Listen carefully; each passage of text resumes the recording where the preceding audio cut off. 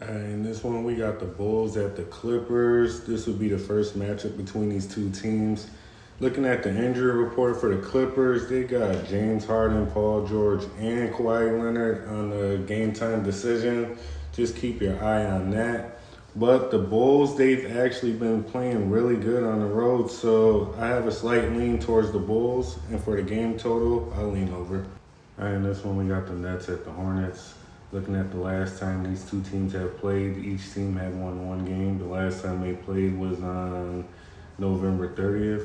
But looking at the injury report for the Nets, it's looking pretty crazy right now. But I feel like this is a bounce back spot for the Hornets. So I lean Hornets. And for the game total, slight lean over. All right, in this one, we got the Mavs at the Pistons. This will be the first matchup between these two teams. The Mavs should be able to come in here and cover this spread easily. But Detroit, they be keeping it competitive sometimes. Like, I don't know if I'll bet this game because it can go either way, but I'm going to lean toward the Mavs. They should be able to cover this. And for the game total, I have a slight lean for the under. And this one, we got the Celtics at the Suns. Oh man, this one is crazy because the Celtics, they lost the last two games. Tatum and Brown are on the game time decision list. I don't know, so is Booker too. But you know what? I'm gonna have a slight lean towards the Suns on this one. And this one, we got the Spurs at the Warriors.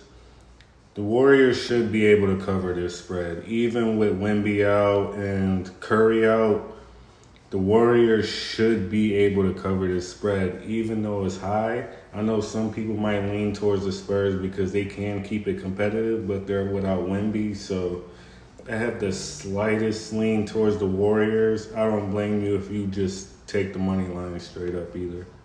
Yeah, we got the Raptors at the Trailblazers. I ain't gonna lie, y'all, I don't like this game at all. They got too many people on the injury list. This game could go either way easily. But the last time they played was on October 30th, and the Trailblazers won that game by 8 points in Toronto. I just don't like this at all. I just have the slightest lean towards the Raptors.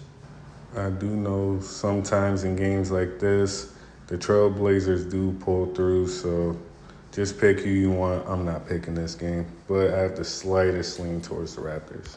Yeah, with this one, we got the Jazz at the Nuggets. Looking at the last two games these teams have played, the first one was on October 30th. The Nuggets won there in Denver. The second one, the Jazz have won in Utah back in January.